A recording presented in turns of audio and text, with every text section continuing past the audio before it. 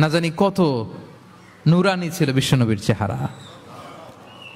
বিশ্বনবীর কথা তো অনেক পরে, অনেকে চেহারা দেখেই শাহাদা পড়ে মুসলমান হয়েছে। একটা নূরের জ্যোতি বিশ্বনবীর চেহারা মোবারক থেকে সবসময় স্পার্ক করত।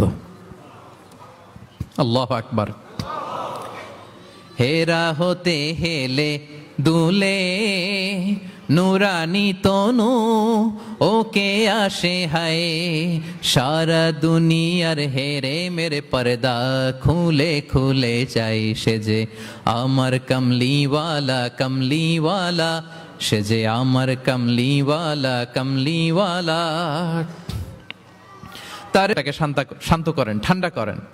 তিনি যখন পানি মুখে নিতে যাবেন, পাশে আরেক ভাই চিৎকার করছে, পানি পানি, এক ফোঁটা পানি দাও। ওই সাহাবী বললেন, আমাকে না, আমার ভাইকে দাও, আমার আগে আমার ভাইকে দাও। ওই সাহাবার কাছে নিয়ে যাওয়া হলো যে আপনি আগে খান। ওই সাহাবীর কাছে পানির মশক নিয়ে যেতে যেতেই উনি শহীদ হয়ে গেলেন। আবার মশক নিয়ে দ্বিতীয় সাহাবীর কাছে আসতে না আসতে দ্বিতীয় সাহাবীও শহীদ হয়ে গেলেন। প্রথম যিনি চিৎকার করছিলেন তার কাছে আবার মশক নিয়ে যেতে না যেতে তিনিও শহীদ হয়ে গেলেন। সুবহানাল্লাহ পড়বেন না? ওয়ায়ুসিরুনা আলা আনফুসিহিম ওয়ালাউ কানা বিহিম খাসাসা।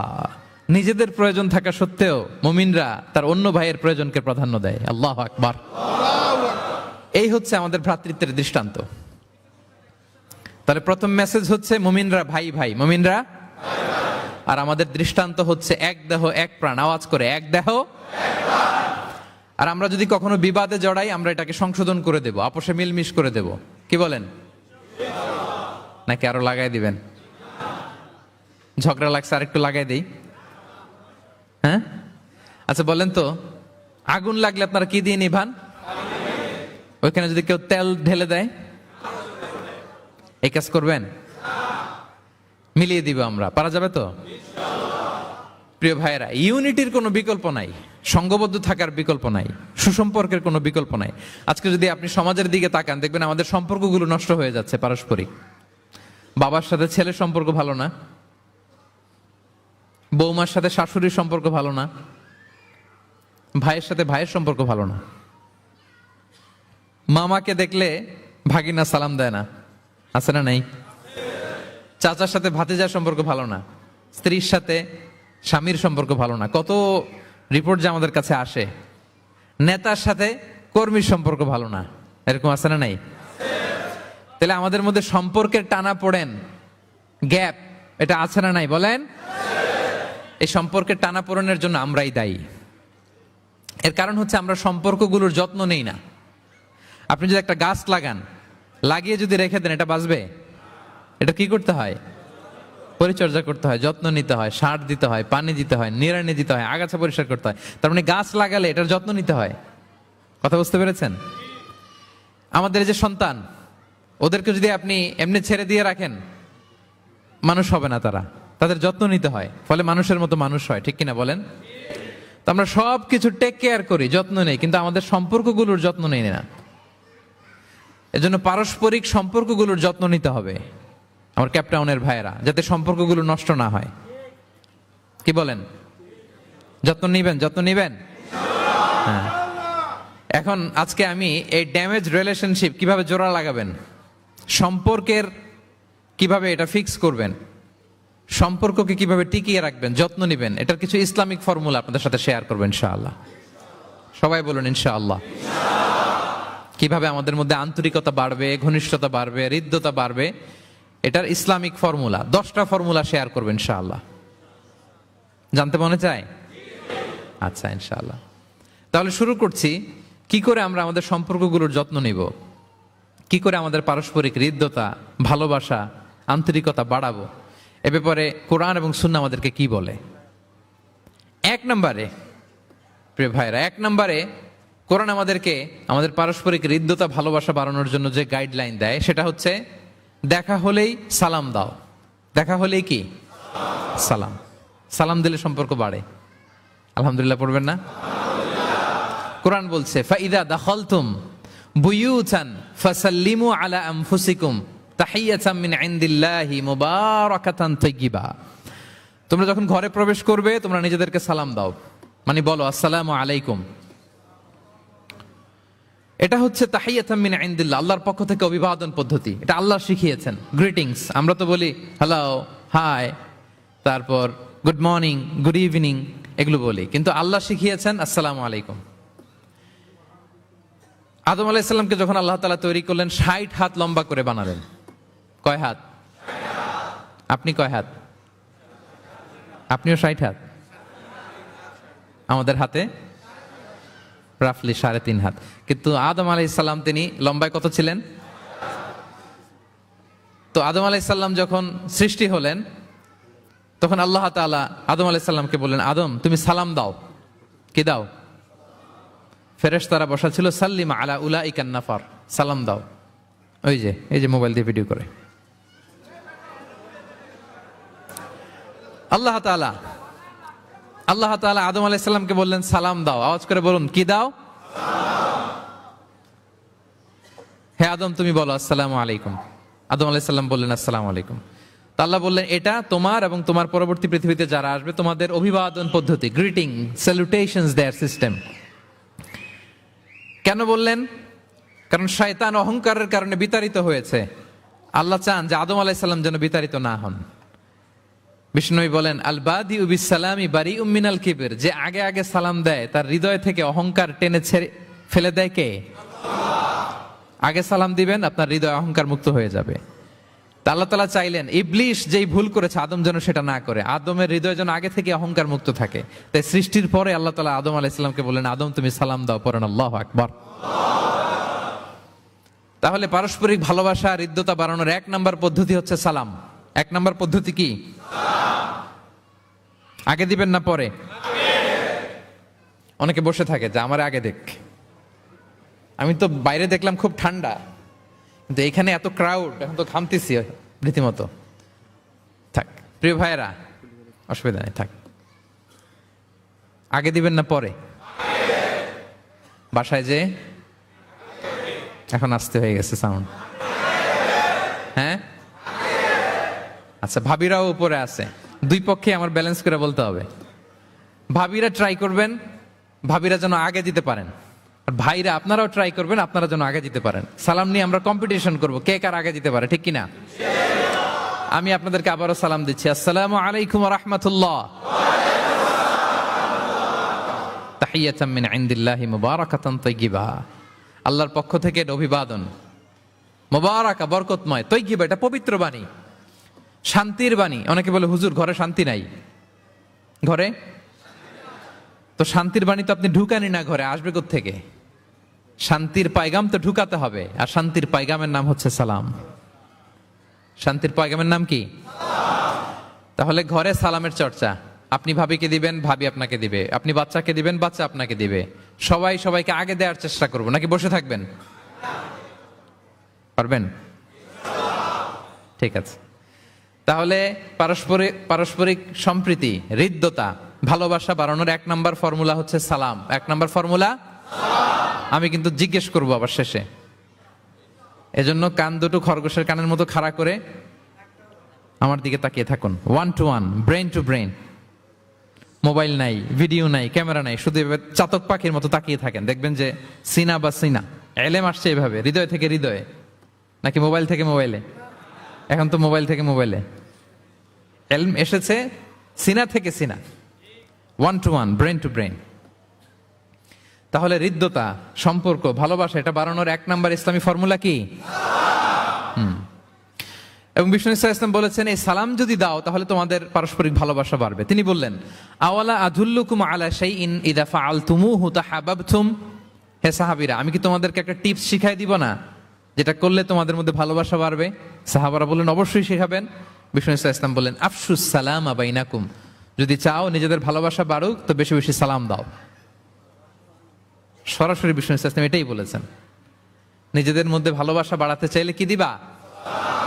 সালাম দিবা। তাহলে 1 নম্বর ফর্মুলা আমরা জেনে গেলাম। আমাদের হৃদ্যতা, ভালোবাসা এটা বাড়াতে চাইলে আমরা সালাম দিব। অনেক দিন ধরে কথা বলেন না, ভুল করছেন আপনি, সালাম দিবেন। আপনি শুরু করবেন। অনেকে বলে আমি করব কেন, ভুল তো সে করছে, দোষ তো ওর, আমি কথা কমু কেন? এরকম অভিমান আছে না? এই অভিমান আর গো ধরে বসে থাকবেন? আর আওয়াজ করে বলেন, থাকবেন? বরং কি করবেন? তাহলে গেল। ভালোবাসা, হৃদ্যতা, সম্পর্ক ভালো করার প্রথম পদ্ধতি হচ্ছে সালাম। আমরা সালাম দিব পরস্পর পরস্পরকে, গেল। 2 নাম্বার টিপস বা ফর্মুলা হচ্ছে স্মাইলিং ফেসে থাকা, মানে মুচকি হাসির একটা ভাবে থাকা সব সময়। এটা সুন্নাহ। মুচকি হাসি, কি হাসি? প্রিয় ভাইরা খেয়াল রাখবেন, হাসি এটা কিন্তু ইতিবাচক ভাবে সংক্রামক, মানে এটা ছড়ায়। আমি হেসে হেসে কথা বললে শ্রোতাও একটু হাসি খুশি ভাব, আমি গোমরামুখ, আপনারাও গোমরামুখ, এরকম হয় না? এবং দেখবেন যে সব সময় একটু স্মাইলিং ফেসে থাকে তাকে সবাই পছন্দ করে। কথা বলেন ঠিক কিনা? হাসি এটা পজিটিভলি সংক্রামিত হয়, ছড়ায়, অন্যকে প্রভাবিত করে, এবং মানসিক স্বাস্থ্যের সাথে হাসির সম্পর্ক আছে। যারা গোমরামুখ থাকে এরা অসুস্থ থাকে বেশি, আর যারা হাসি খুশি থাকে এরা সুস্থ থাকে বেশি। এজন্য হাসবেন তো, নাকি চেহারা গোমরা করে রাখবেন? এ দেখছেন সবার মধ্যে একটা হাসি হাসি ভাব চলে আসছে, আলহামদুলিল্লাহ বলেন। তাহলে পারস্পরিক সম্প্রীতি, ভালোবাসা বাড়ানোর পদ্ধতি হচ্ছে কারোর সাথে কথা বললে, দেখা হলে আমরা একটা স্মাইলিং ফেসে থাকবো, মুচকি হাসি। হাসি 3 ধরনের আমার ক্যাপটাউনের ভাইরা। কয় ধরনের? একটা হচ্ছে কাহকাহা, অট্ট হাসি, এটা জায়েজ নাই। এই যে আমরা ছোটবেলায় আলিফ লালার মধ্যে, এই আলিফ লালার দত্ত হা হা হা হা করে একটা হাসি দিত না? এই হা হা হা করে এই হাসি দেয়া যাবে না, নিষেধ। উদাহরণ দেওয়ার জন্য আমি বললাম আর কি। আচ্ছা, আরেকটা হচ্ছে আদ-দেহেক। আদ-দেহেক মানে স্বাভাবিক হাসি, একটু দাঁত দেখা যায়, এটা জায়েজ, এটা দেয়া যাবে। সবচেয়ে ভালো এন্ড রেকমেন্ডেড এন্ড সুন্নাহ হচ্ছে তাবাসসুম, মুচকি হাসি। আল্লাহু আকবার। বিষ্ণু ইসলামের চেহারা মোবারকের মধ্যে সব সময় মুচকি হাসির একটা রেশ ওনার ঠোঁটে লেগেই থাকতো। সাহাবী আব্দুল্লাহ ইবনে হারিস রাদিয়াল্লাহু তাআলা আনহু বর্ণনা করেন, তিনি বলেন, মা রাআইতু আহাদান আকসারা তাবাসসুমান মিন রাসূলিল্লাহি সাল্লাল্লাহু আলাইহি ওয়াসাল্লাম।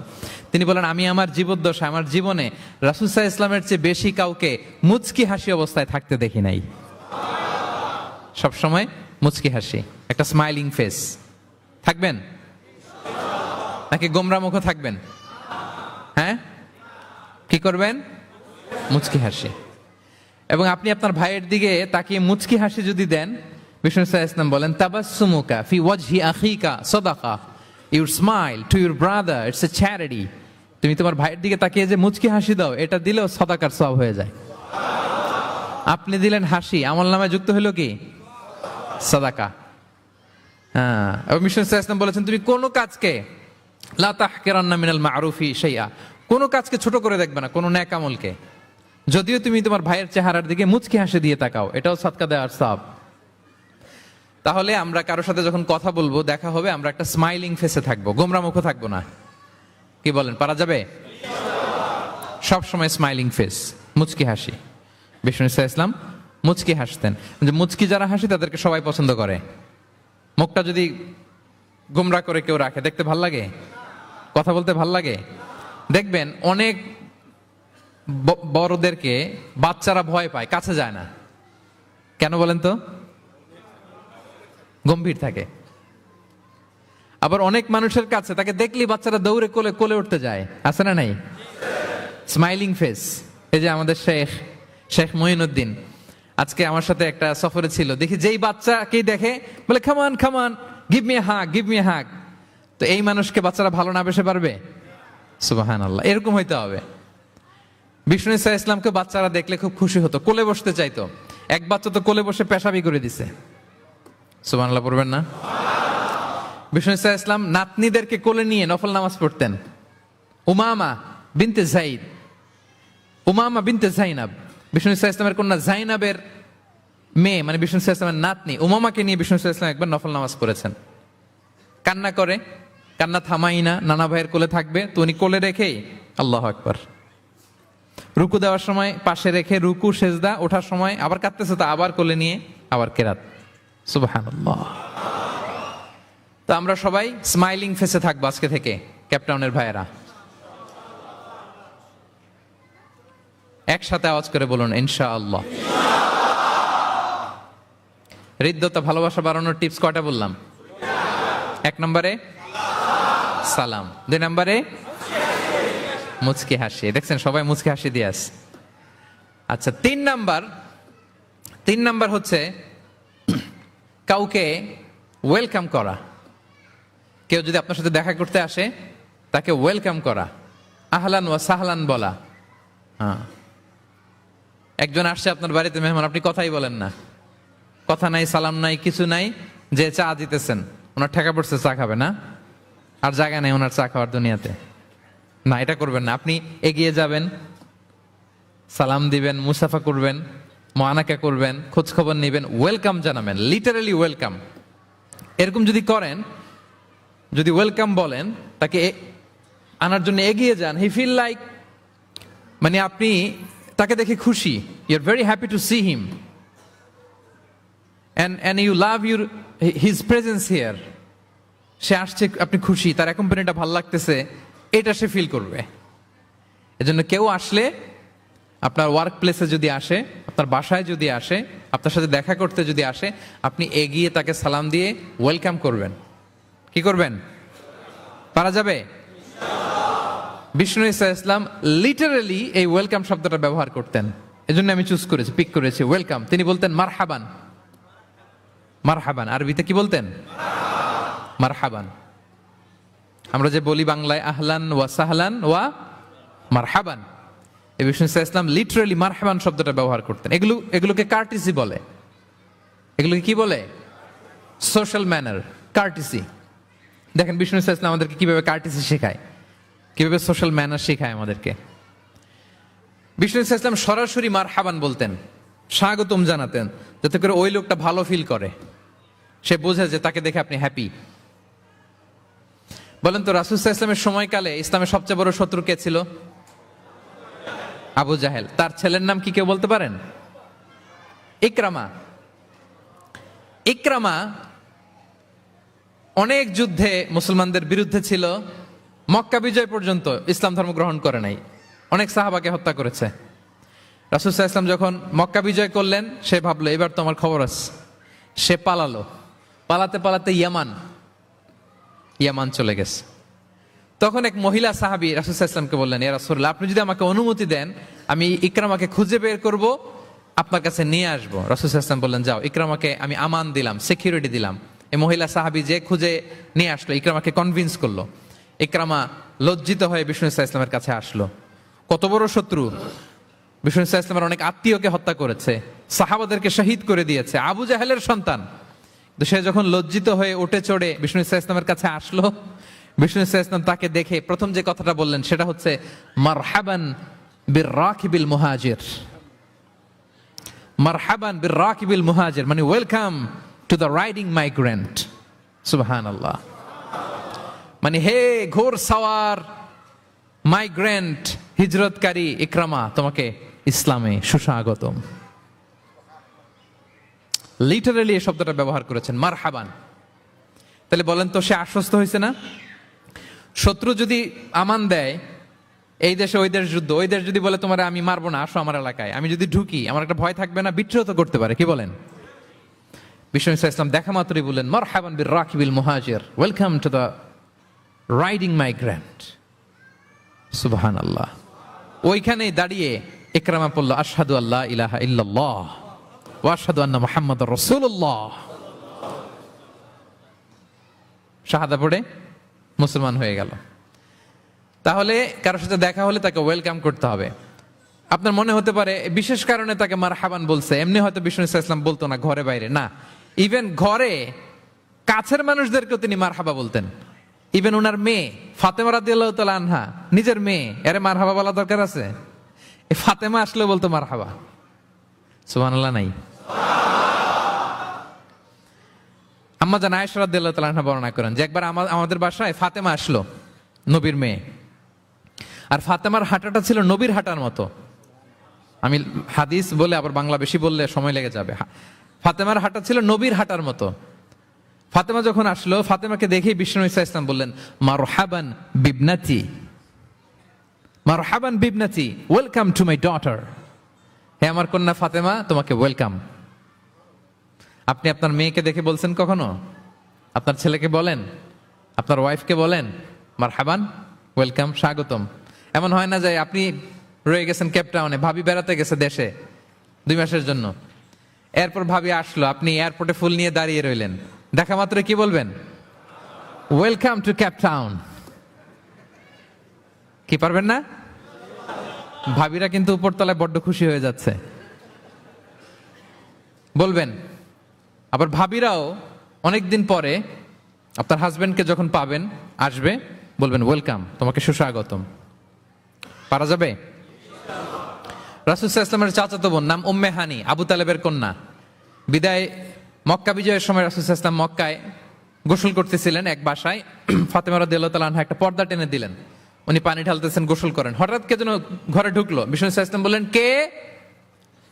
ওনার কাজিন চাচাতো বোন উম্মে হানি বললেন, আমি উম্মে হানি। বিষ্ণু সাল্লাল্লাহু আলাইহি ওয়াসাল্লাম পর্দার এপাশ থেকে গোসল করতেছে, উনি বলতেছেন মারহাবান বি উম্মে হানি, welcome, welcome Umm Hani to my house. আল্লাহু আকবার। এবং ফরেন যত ডেলিগেশন আসতো, বিদেশি প্রতিনিধি, তাদের প্রত্যেককে বিষ্ণু সাল্লাল্লাহু আলাইহি ওয়াসাল্লাম বলতেন মারহাবান বিল কওম ও মারহাবান বিল ওয়াফদি গায়রা খাযায়া ওয়ালা নাদামা। যত ডেলিগেশন আসতো এদেরকে বলতেন welcome, welcome to Medina city, আসেন, ওয়েলকাম। তাহলে প্রিয় ভাইরা, আমাদের পারস্পরিক সম্পর্ক, হৃদ্যতা, ভালোবাসা বাড়ানোর 3 নম্বর ফর্মুলা হচ্ছে, কেউ আমার বাসায় আসলে, কেউ আমার অফিসে আসলে, কেউ আমার সাথে দেখা করতে আসলে, আমি তাকে ওয়েলকাম করব। কি করব? মনে থাকবে তো? কয়টা গেল? 1 নাম্বার কি ছিল?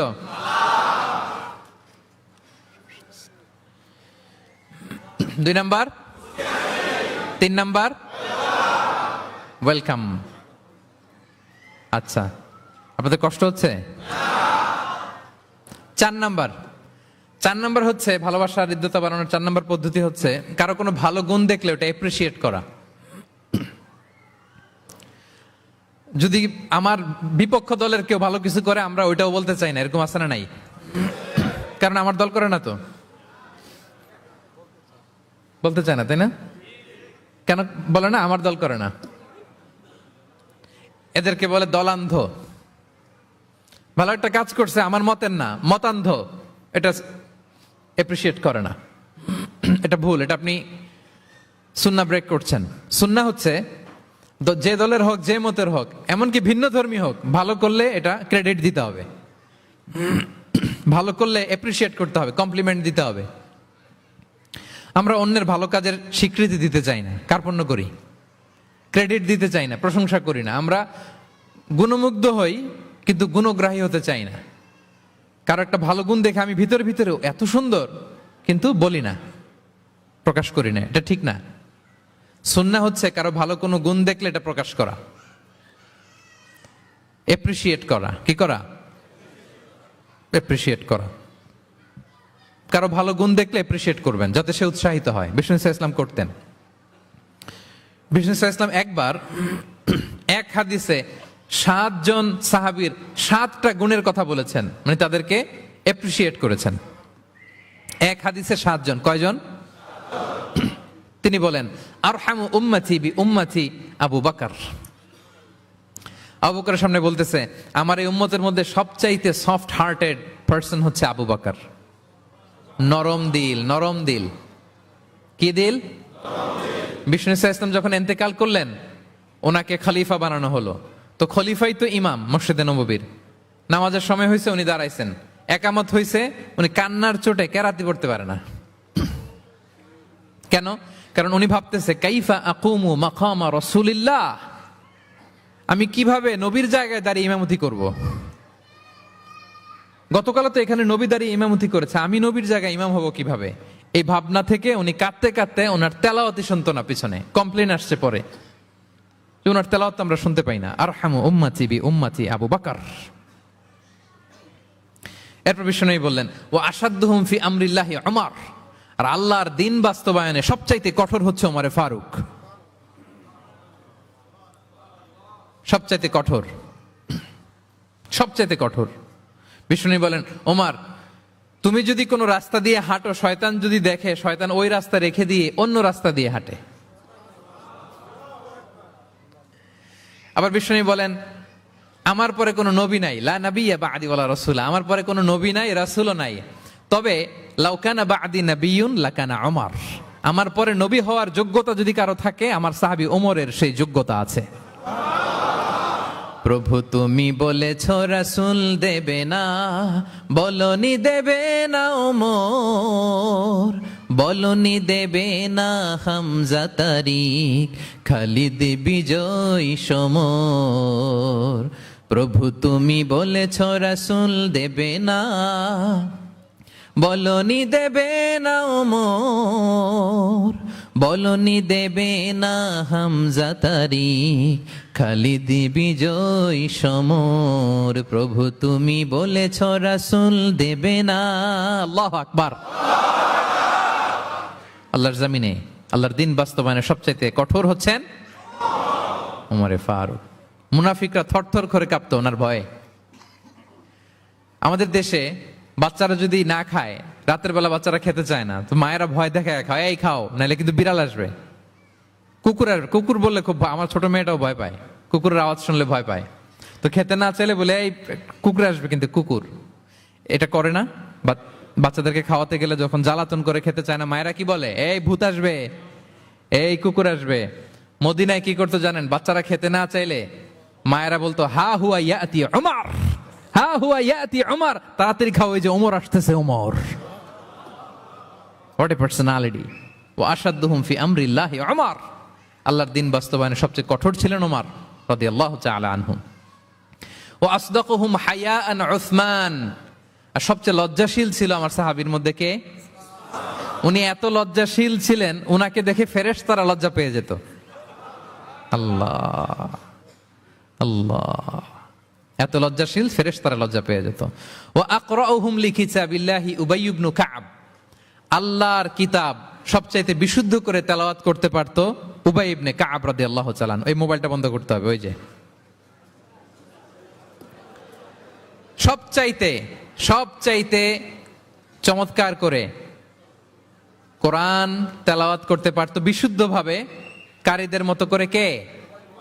উবাই ইবনে কাব। ও আফরাদুহুম যায়েদ ইবনে সাবিত।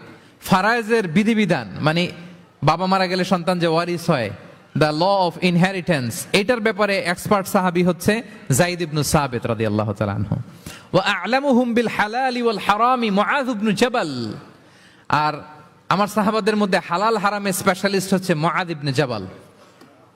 ওয়া ইন্না লিকুল্লি উম্মাতিন আমিন ওয়া আমিনু হাযিহিল উম্মতি আবু উবাইদা ইবনুল জাররাহ। সব উম্মতের মধ্যে একজন বিশ্বস্ত গার্ডিয়ান থাকে, আমার উম্মতের মধ্যে বিশ্বস্ত গার্ডিয়ান সাহাবীর নাম হচ্ছে আবু উবাইদা ইবনে জাররাহ। সুবহানাল্লাহ পড়ে। আচ্ছা, ওই সাহাবীদের সামনে দাঁড়িয়ে বিশ্বনবী যখন এই অ্যাপ্রিসিয়েশন দিচ্ছে, বলেন তো সাহাবীদের কেমন লাগতেছে? কেমন লাগতেছে? আল্লাহ, অ্যাপ্রিসিয়েশন দিচ্ছে তো এলাকার মেয়র, তাই না? এমপি, প্রেসিডেন্ট, খোদ বিশ্বনবী, খোদ। দেখেন, উনি চাইলে না বললেও পারতেন, তাদেরকে ইন্সপায়ার করার জন্য তাশজিআন তাদের প্রশংসা করেছেন, অ্যাপ্রিসিয়েশন। দেখতেছে যে আবু বকর খুব নরম দিল, তিনি বললেন। দেখতেছেন যে ইসলাম প্রচারে ওমর খুব শক্ত মজবুত, তাকে অ্যাপ্রিসিয়েট করলেন, ক্রেডিটটা তাকে দিলেন। তাহলে বিশ্বনবী ক্রেডিট দিতে কখনো কার্পণ্যতা করতেন? গুণগ্রাহী ছিলেন। কিন্তু আমরা ভালো কিছু দেখলে এটা যে ভালো এতটুকু বলতে চাই না। এরকম করবেন আর না, এরকম করবেন না। সাহাবীদের মধ্যে সবচেয়ে সুরেলা গলার সাহাবী ছিলেন আবু মুসা আল আশআরী রাদিয়াল্লাহু তাআলা আনহু। একদিন তিনি আবু মুসাকে বলেন, আবু মুসা, তুমি যে রাতে তেলাওয়াত করো আমি কিন্তু শুনি। ইয়া রাসূলুল্লাহ, আপনি কি করে শুনেন? আমার বাড়ি কই, আপনি থাকেন কই? বলতেছে, গত রাতে তুমি সূরা কাহাফ তেলাওয়াত করছো না? বলছে, জি করছি তো। আপনি কিভাবে শুনলেন? বলতেছে, তোমার ঘরের পাশ দিয়ে যাচ্ছিলাম, এত সুন্দর করে তুমি তেলাওয়াত করতেছো আবু মুসা। লাকাদ উতিতা মিজমারান মিন মাযামিরি আলি দাউদ। আল্লাহ তাআলা দাউদ আলাইহিস সালামের গলায় যে সুরের ঝংকার দিয়েছেন, আমার সাহাবীদের মধ্যে আল্লাহ তোমার গলায় ওই সুরের ঝংকার ঢুকাইয়া দিয়েছে। বলেন, বিশ্বনবীর কাছ থেকে যখন উনি এটা শুনছেন, ওনার কেমন লাগছিল? হ্যাঁ, how does he feel that time? মানে ফিলিংসটা কেমন লাগছে? হ্যাঁ, আমাদেরকে তো একজন বড় কেউ প্রশংসা করলে আমরা কত খুশি হয়ে যাই। বিশ্বনবী স্বয়ং প্রশংসা করেছেন, সুবহানাল্লাহ। দেখেন প্রিয় ভাইরা, বিষ্ণু ইসলাম শুধু মুমিনদেরকে, মুসলিমদেরকে যদি এটা করতেন তাহলে একটা কথা ছিল, পানি পানি থাক, 1 ঘন্টার জন্য একটু কষ্ট করতে হবে। আমি পানি না খেয়ে কথা বলতেছি না, একটু কষ্ট করেন। এই পানি, এই চানাচুর, বিস্কিট দেওয়া শুরু করলে আলোচনার ফ্লো নষ্ট হয়ে যায়। পানিটা থাক, একটু পরে আমরা পানি খাবো ইনশাল্লাহ। আমার দিকে তাকান, আমার দিকে তাকান। ওই যে আরেকজন দায়িত্ব পালন করতেছে মোবাইল নিয়ে, আমার দিকে তাকান।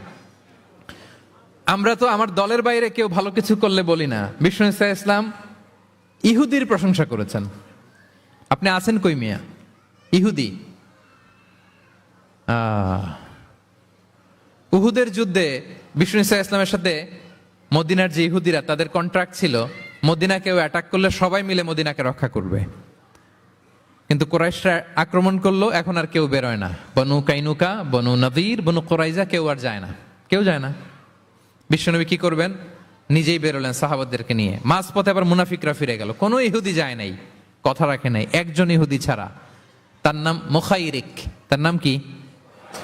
মুখাইরিক। অন্য ইহুদিদেরকে বলতেছে, এই ইহুদিরা, তোমরা না মুহাম্মাদের সাথে চুক্তি করেছো মদিনায় অ্যাটাক হলে সবাই মদিনাকে সেভ করবা, তোমরা যাও আর না যাও, আমি যাব, আমি আমার কথা রাখবো, আমার কথার দাম আছে। এবং সে বলল, আমি যদি এই যুদ্ধে নিহত হই, আমার সম্পদের মালিক হয়ে যাবে মুহাম্মদ, আমার কোনো ছেলে মেয়ে পাবে না। মুখাইরিক বীর দর্পে ঘোড়া হাঁকিয়ে উহুদের ময়দানে যুদ্ধে গেল মুহাম্মদ সাল্লাল্লাহু আলাইহি ওয়াসাল্লামের পক্ষে, কুরাইশদের বিপক্ষে। বীর দর্পে যুদ্ধ করতে করতে সে নিহত হলো। যুদ্ধ শেষে শহীদ সাহাবাদের লাশ যখন বিষ্ণু ইসলামের সাথে আনা হলো, কাছে আনা হলো, মুখাইরিকের লাশও আনা হলো। মুখাইরিক তো মুমিন ছিল না, কি ছিল? সাহাবারা বলে, ইয়া রাসূলুল্লাহ, মুখাইরিক আপনার পক্ষে লড়াই করে নিহত হয়েছে। বিষ্ণু ইসলাম অনেকক্ষণ মুখাইরিকের দিকে তাকিয়ে রইলেন আর বললেন, মুখাইরিক খায়রু ইয়াহুদ, Mukhayriq is the best of the Jewish. ইহুদিদের মধ্যে সর্বশ্রেষ্ঠ জুইশ হচ্ছে মুখাইরিক। পড়েন আল্লাহু আকবার। Appreciation, giving credit to others.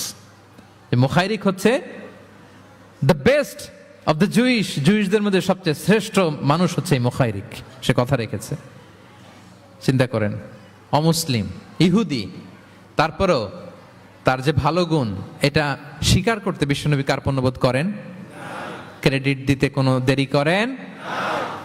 তাহলে এই যে অ্যাডমায়ার করি না, আমরা কাউকে প্রেজ করি না, প্রশংসা করি না, এটা বাজে অভ্যাস। এটা থেকে আমাদের বেরিয়ে আসতে। ভালো করলে ভালোকে ভালো বলবেন, সাদাকে কালোকে, ভালোকে মন্দকে বলবেন, অ্যাপ্রিসিয়েট করবেন। আপনার ছেলে একটা ভালো কাজ করেছে, অ্যাপ্রিসিয়েট করেন, বলেন যে মাশাআল্লাহ তুমি সুন্দর কাজ করছো। একটা সূরা মুখস্থ করছে, ঠিক আছে তোমাকে বাইরে আউটিং এ নিয়ে যাব, ওখানে আমরা ডাইনিং করব। হ্যাঁ, ভাবি সুন্দর করে একটা কিছু রান্না করছে, অ্যাপ্রিসিয়েট করবেন। আজকে কি সব ভাবির পক্ষে হয়ে যাচ্ছে নাকি ভাবিদের পক্ষে? ঘুরে ফিরে ভাবিদের পক্ষে চলে যাচ্ছে কথাবার্তা বেশি। এটা বাস্তবতা। আপনার স্ত্রী যদি আপনার জন্য ভালো কিছু রান্না করে, ভালো লাগলে আপনি বলবেন যে খুব ভালো হয়েছে আজকের রান্নাটা। অনেকে আছে যে তার ওয়াইফ অনেক চমৎকার করে রান্না করছে, কিন্তু সে কোনোদিন মুখ খুলে কিছু বলে না। এরকম আছে না নাই? এমনটা করবেন না। এবং অনেক হাজব্যান্ড হয়তো স্ত্রীর জন্য অনেক কিছু করে, গিফট এনে দেয়, অনেক স্ট্রাগল করে, অনেক কিছু করে, কিন্তু স্ত্রী মুখ ফুটে হাজব্যান্ডকে বলে না। এটা বলবেন, মুখ ফুটে বলবেন আজকে থেকে, এপ্রিসিয়েট করবেন, ভালো দেখলে এটার ভালো বলবেন, ক্রেডিট দিবেন। আমার ক্যাপটাউনের ভাইরা, পারা যাবে? কয়টা গেল? 1 নম্বরে, 2 নম্বরে মুচকে আসে, 3 নম্বরে, 4 নম্বরে অ্যাপ্রিসিয়েশন। আচ্ছা, 5 নম্বরে, 5 নাম্বার হচ্ছে কল্যাণ কামনা করা, অন্যের ওয়েল উইশিং, অন্যের কল্যাণ কামনা করা সব সময়, থাকলেও, সামনে থাকলেও, না থাকলেও কল্যাণ কামনা করা। অনেকে সামনে সামনে অনেক ভালো, ভাই আপনি যে কত ভালো মানুষ, আপনার ছাড়া আমার চলেই না, আপনি মানে অনেক ভালো, এই এলাকায় আপনার মতো ভালো মানুষ আর নাই। মানে সামনে আপনি অনেক ভালো, আপনি দাতা, আপনি সমাজসেবক, আপনি শ্রেষ্ঠ মানুষ, কিন্তু দূরে চলে গেলে আর নাই, তার বদনাম, তার ব্যাপারে অন্যদের কান ভারী করে, আরে উনি তো এমন একটা লোক, বুঝছেন কি আর বলবো, বইলে আর লাভ নাই, পারি না ভাই ওনার সাথে, আর পারা যায় না। এরকম আছে না নাই? তার মানে সামনে সামনে খুব আপনি ভালো ভালো বললেন, কিন্তু সে যখন অনুপস্থিত তখন না। এটা তো শুভকামনা হয় না, এটা হয়েছে। মুমিনদের শুভকামনা উপস্থিত অবস্থাতেও অনুপস্থিত অবস্থাতেও। আলহামদুলিল্লাহ বলেন। এজন্য বিষ্ণু বলেন দ্বীন ও আন-নাসিহা। দিন হচ্ছে আন-নাসিহা মানে কল্যাণ কামিতা। দিন মানে কল্যাণ কামিতা, সবার জন্য আপনি গুড উইশ করবেন, কল্যাণ কামনা করবেন, ওয়েল উইশিং করবেন, শুভকামনা জানাবেন, সামনে থাকলেও দূরে থাকলেও। বিষ্ণু সাল্লাল্লাহু আলাইহি ওয়াসাল্লাম বলেন লিল মুমিনি আলাল মুমিনি সিত্তু খিসাল। এক মুমিনের উপর আরেক মুমিনের 6টা দায়িত্ব। এর মধ্যে একটা হচ্ছে ওয়া ইয়ানসাহু লাহু ইযা গাবা আও শাহিদা। সে তার শুভকামনা করবে, উপস্থিত থাকলেও করবে, অনুপস্থিত থাকলেও করবে। সুবহানাল্লাহ পড়েন। সামনেও যেমনি করবেন, দূরে গেলেও করবেন। অন্যের জন্য শুভকামনা করলে এটা ফিরে নিজের দিকে আসে, এটা খেয়াল রাখেন। এটা একটা লাইফ হ্যাকস শেয়ার করতেছি, আজীবন কাজে লাগবে। অন্যের জন্য যেটাই ভালো কামনা করবেন এটা ঘুরে আপনার দিকে আসবে। অনেকে বলে হুজুর ওর জন্য দোয়া করে আমার কি লাভ? নিজের জন্য আল্লাহ আমারে মাফ করে দাও, আল্লাহ আমারে সমৃদ্ধি দাও, আল্লাহ আমার বেতন বাড়াও, আল্লাহ আমার ব্যবসায় বরকত দাও, আল্লাহ আমার ছেলেরা হাফেজ বানাও, আল্লাহ আমার বউ, আল্লাহ আমার মেয়ে, আল্লাহ আমার আমার আমার সব আমার ভালো আপনি চাচ্ছেন নিজের জন্য, অন্যদের জন্যও চান। আল্লাহ আমার সব ভাইদেরকে মাফ করো, আল্লাহ আল্লাহ আমার গোটা মুসলিম উম্মাকে তুমি বরকত দাও, কল্যাণ দাও, নেতৃত্বে আসার তৌফিক দাও, আল্লাহ সবাইকে সুস্বাস্থ্য দাও। এটা ফিরে আপনার দিকে আসবে। অন্যের জন্য শুভকামনা বহুগুণ বৃদ্ধি হয়ে নিজের দিকে রিটার্ন করে। বিষ্ণু সাল্লাল্লাহু এটাই বলেছেন মা মিন আবদিন মুসলিমিন ইয়াদউ লিআখিহি বিযাহরিল গায়বি ইল্লা ক্বালা লাহুল মালাকু ওয়া লাকা বিমিসলিন। কেউ যদি তার ভাইয়ের অনুপস্থিতি তার ভাইয়ের জন্য দোয়া করে, ফেরেশতারা ওই দোয়াটা তার জন্য আগে আগে করে। আল্লাহ। তাহলে অন্যের জন্য শুভকামনা করলে, দোয়া করলে লাভ না লস? ধরেন আমি মোশাররফ ভাইয়ের জন্য দোয়া করলাম যে আল্লাহ মোশাররফ ভাইকে তুমি সুস্থ করে দাও, তখন ফেরেশতারা বলে আল্লাহ যিনি দোয়া করতেছে তার যদি কোনো রোগ বালাই থাকে আগে তারে সুস্থ করে দাও। ধরেন আমি বেলায়েত ভাইয়ের জন্য দোয়া করতেছি আল্লাহ বেলায়েত ভাইয়ের এই সমস্যা আল্লাহ তুমি দূর করে দাও, ফেরেশতারা বলবে আল্লাহ যিনি দোয়া করতেছে তার যদি এই সমস্যা থাকে আগে তারে এটা দূর করে দাও। ধরেন আমি দোয়া করলাম আল্লাহ আমার এই ভাই, আল্লাহ সে গরিব, তার অর্থের বড্ড অভাব, দারিদ্রতা, আল্লাহ তুমি আমার ভাইয়ের দারিদ্রতা দূর করো। ফেরেশতারা বলে ওয়ালাকা বিমিসলিন, তোমার জন্য এটা, মানে আল্লাহ যিনি দোয়া করতেছে তার যদি অর্থের প্রয়োজন থাকে আগে তার দারিদ্রতা দূর করে দাও। তাহলে বলেন তো অন্যের জন্য দোয়া করলে লাভ না লস? অন্যের জন্য ভালো দোয়া করলে এটা নিজের দিকে আসে। কিসের দিকে আসে? তাহলে শুভ কামনা 5 নম্বরে কি? আচ্ছা 10টার মধ্যে কয়টা বলে ফেলছি? ক্লান্ত হচ্ছেন না তো আপনারা? শুভকামনা নিয়ে একটা গল্প বলে আমি 6 নম্বরে যাচ্ছি। এক লোক মাগরিবের নামাজের আগে তার বন্ধুর জন্য দোয়া করতেছে, আল্লাহ আমার বন্ধুকে তুমি একটা সুন্দরী, রূপবতী, গুণবতী, নেককার, মুতিয়া, কানেতা, জামিলা, রায়েআ একজন রূপবতী নেককার স্ত্রী দাও আল্লাহ। কতদিন ধরে তার বিয়েটা ঝুলে আছে, আল্লাহ তুমি ব্যবস্থা করে দাও, সুন্দরী নেককার আল্লাহওয়ালা। তো সে তো তার বন্ধুর জন্য প্রাণ ভরে দোয়া করতেছে, আর তার স্ত্রী ওয়াইফ পাশেই ইফতারি রেডি করতেছিল। এই দোয়া শুনে মহিলা তো তেলে বেগুনে জ্বলে উঠছে, দৌড়ে আসে বলছে এই তুমি কিসের দোয়া করো, রাখো। সে বেচারা মোনাজাতের মধ্যে তো ভরকে গেছে, ভয়ে বলে কি হইলো, আমি তো দোয়া করতেছি আমার বন্ধুর জন্য। তো মহিলা বলে তুমি কি মনে করছো আমি হাদিসটা জানি না? অন্যের জন্য কোনো ভালো দোয়া করলে আগে যেটা নিজের জন্য কবুল হয় তুমি মনে করছো আমি জানি না? তুমি ভাবছো হাদিস শুধু তুমি একা জানো, আমি জানি না? না কি সব দোয়া করো এগুলা? আল্লাহু আকবার, আল্লাহ রহম করুক। প্রিয় ভাইরা, এটা বলার উদ্দেশ্য হচ্ছে আপনি ভালো কিছু অন্যের জন্য চাইলে আল্লাহ তাআলা এটা নিজের জন্য কবুল করে নেয়। তাহলে অন্যের জন্য কল্যাণ কামনা করা এটা হচ্ছে হৃদ্যতা, ভালোবাসা, সুসম্পর্ক বানানোর 5 নাম্বার টিপস। কয় নাম্বার?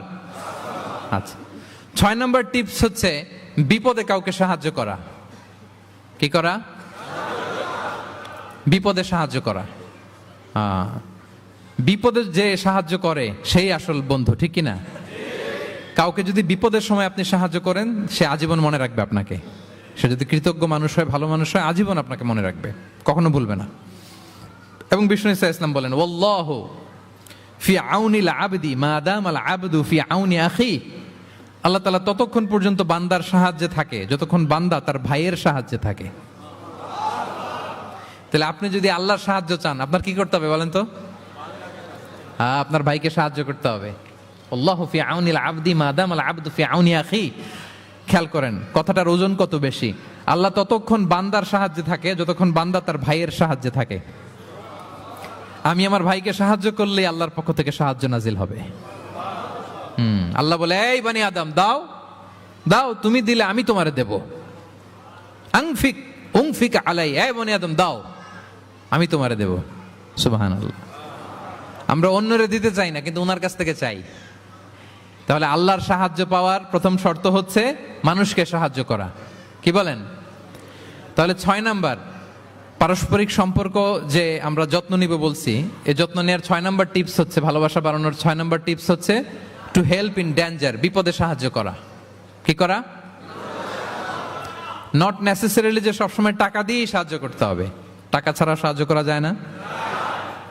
সে জানে না কি করতে হবে, বললেন, পরামর্শ দিলেন, টাকা লাগলে কখনো টাকা দিলেন। নতুন আসছে কেপ টাউনে, কিছু জানে না, ব্যবসা বাণিজ্য কোথায় কি, একটু বুদ্ধি পরামর্শ দিলেন। এটাও কিন্তু সাহায্য। যার যেভাবে সাহায্যের প্রয়োজন, যদি আপনি আপনার ভাইয়ের সাহায্যে থাকেন, আসমান থেকে আল্লাহর সাহায্য পাবেন। বিষ্ণু ইসা ইসলাম নবী হওয়ার আগে ওনার 5টা স্পেশাল কোয়ালিটি ছিল। কয়টা? এর মধ্যে 2টা এই পয়েন্টের সাথে যায়। সেটা হচ্ছে, আর এটা বলছে ওনার খোদ স্ত্রী, প্রথম স্ত্রী, বিষ্ণুর প্রথম স্ত্রীর নাম খাদিজাতুল কুবরা তাহেরা রাদিয়াল্লাহু তাআলা আনহা। কারো ব্যাপারে যদি সঠিক তথ্য জানতে চান, তার ওয়াইফকে নক করবেন, মানে তার স্ত্রীর কাছ থেকে রিপোর্ট নেবেন, আসলটা পেয়ে যাবেন। কয়েকটা জায়গায় নক করলে পাওয়া যায়। বড় সাহেবের তথ্য যদি জানতে চান, বড় সাহেবের দারোয়ানকে জিজ্ঞেস করেন, বড় সাহেবের ড্রাইভারকে জিজ্ঞেস করেন, বড় সাহেবের ঘরের কাজের বুয়াকে জিজ্ঞেস করেন, আর বড় সাহেবের বিবিকে জিজ্ঞেস করেন। এই 4 জনকে জিজ্ঞেস করলেই বড় সাহেবের গোমর, আসল তথ্য এদের কাছ থেকে পাওয়া যাবে। বিষ্ণু ইসা ইসলামের স্ত্রী আম্মাজান খাদিজা বলেন, বিষ্ণু ইসা ইসলামের 5টা গুণ ছিল নবী হওয়ার আগেই। এর মধ্যে একটা হচ্ছে ওয়া তাহমিলুল কাল্লা, তিনি মানুষের বোঝা বইয়ে দিতেন। সুবহানাল্লাহ পড়বেন না? একজন লাকড়ি নিয়ে যাচ্ছে, ভারী, পিঠ কুঁজো হয়ে যাচ্ছে ব্যথায়, বিশ্বনবী নিজের কাঁধে নিয়ে ওটা বহন করে দিতেন। ওয়া তাকসিবুল মা'দুমা, অন্যের জন্য উপার্জন করতেন, নিজে ছাগল চড়ায় ওই টাকাগুলো যারা খেতে পায় না তাদের হাতে তুলে দিতেন। মা বা'আসাল্লাহু নাবিয়্যান ইল্লা রাআল গানাম, পৃথিবীতে এমন কোন নবী নাই যে নবীরা ছাগল চড়ায় নাই। সাহাবারা বললেন, ওয়া আনতা ইয়া রাসূলুল্লাহ, হে নবী আপনিও? বিষ্ণু বলেন, কুনতু আরআহা লিকারারিত লিআহলি মক্কা, আমি অল্প কিছু কিরাত, মানে অল্প কিছু পয়সার বিনিময়ে মক্কার লোকদের ছাগল চড়ায় দিতাম। He started his first career as a shepherd, রাখাল হিসেবে ক্যারিয়ার শুরু করছিলেন, ইনকামের রাস্তা। আর আমরা কাজ ভাগাভাগি করে, এটা ছোট কাজ, এটা করব না, ওইটা করব না। বিষ্ণু ইসলাম ছাগল চড়াতেন মরুভূমিতে, এবং এই উপার্জিত টাকাটা সুবিধা বঞ্চিত মানুষের হাতে তুলে দিতেন। চিন্তা করেন কি মানসিকতা ছিল বিশ্বনবী। তাহলে আপনি যদি কারোর সাথে হৃদ্যতা বাড়াতে চান, বিপদে এগিয়ে আসবেন, সাহায্য করবেন। তাহলে 6 নাম্বার হচ্ছে টু হেল্প ইন ডেঞ্জার, কেউ বিপদে পড়লে তার to extend hour helping hand to others, আমরা সাহায্যের হাত বাড়িয়ে দিব। পারা যাবে তো ইনশাআল্লাহ? কয়টা গেল?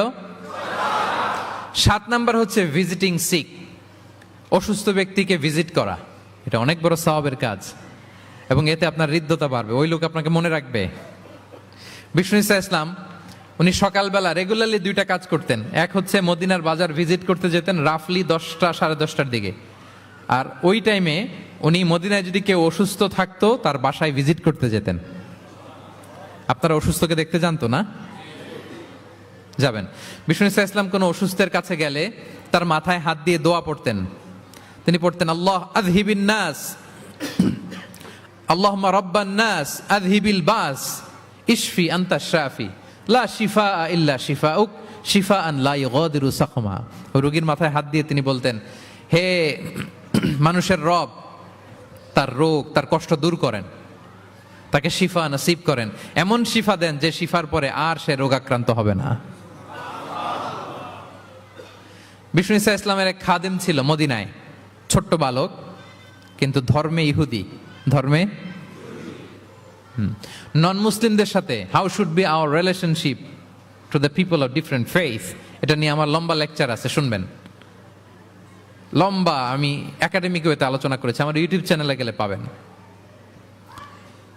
মদিনাতে এক ছোট্ট ইহুদি বালক বিষ্ণু ঈসা ইসলামের খেদমত করত, এটা সেটা এগিয়ে দিত। বিষ্ণু ঈসা ইসলাম কোনো কাজ থাকলে তাকে অ্যাসাইন করতেন, অ্যাপয়েন্ট করতেন, দিতেন। কিন্তু অনেক দিন হয় ছেলেটা আসে না। বিষ্ণু খুঁজলেন ওই ইহুদি বালকটা কোথায়। সাহাবারা বলল, ইয়া রাসূলুল্লাহ, সে তো অসুস্থ। সে কি? সে তো অসুস্থ। সেই বুখারীর বর্ণনা শুনেই বিষ্ণু ঈসা ইসলাম তার বাড়িতে গেলেন। কার বাড়িতে? ইহুদির বাড়ি। আমরা মনে করছি শুধু মুসলিম অসুস্থ হইলেই বোধহয় দেখতে যাইতে হবে, এরকম আমরা ধারণা করে নিছি। না, অসুস্থ হলে সেবা শুশ্রূষা করা, দেখতে যাওয়া, এটা মুসলিম অমুসলিমের সাথে সম্পর্ক না। যে কোনো ধর্মের, যে কোনো বর্ণের, যে কোনো চিন্তার অসুস্থ হইলেই আপনার নেইবার, এদিকে খ্রিস্টান যাবেন, এদিকে জুইশ যাবেন, ভিজিটিং সিক ফর অল, সবার জন্য এটা। বিষ্ণু ঈসা ইসলাম গেলেন, যে তার পাশে, মাথার পাশে বসলেন। বসে তিনি বললেন, ইয়া গোলাম আসলিম, হে বালক, তুমি ইসলাম ধর্ম গ্রহণ করো। এতদিন খেদমত করছে, বলে নাই। অনেকদিন খেদমত করছে, একদিনও বলে নাই। একদিনও, আজকে বলতেছে। দেখেন, বিষ্ণু ঈসা ইসলাম প্রপার টাইমিং এর অপেক্ষা করতেন সবকিছুর। আমরা অনেক সময় টাইমিং বুঝি না, কখন কি বলতে হয়, কখন কি করতে হয়, কতটুকু বলতে হয়, কোথায় যে থামতে হয়, এই কমন সেন্সটা অনেকের নাই। হ্যাঁ, আমি তো হিন্দুদেরকে পাইলে ইসলামের কথা বলিই না, আমি যে তুমি শাহাদা পড়ো, এটা কখনো বলি না। আমি ইসলামের বিউটি শুধু তুলে ধরি, যে এটা এমন, এটা এমন, কিন্তু তুমি শাহাদা পড়ো এটা বলি নাই। কত লোক যে আমার কাছে আসছে শাহাদা পড়ার জন্য, হিসাব নাই, হিসাব নাই। এখন তো পাবলিকলি করি না কিছু ইস্যুর কারণে, কারণ প্রপার টাইমিং লাগবে। এতদিন খেদমত করলো বিশ্বনবী, একদিনও তাকে শাহাদা পড়তে বলে নাই, আজকে বলতেছে।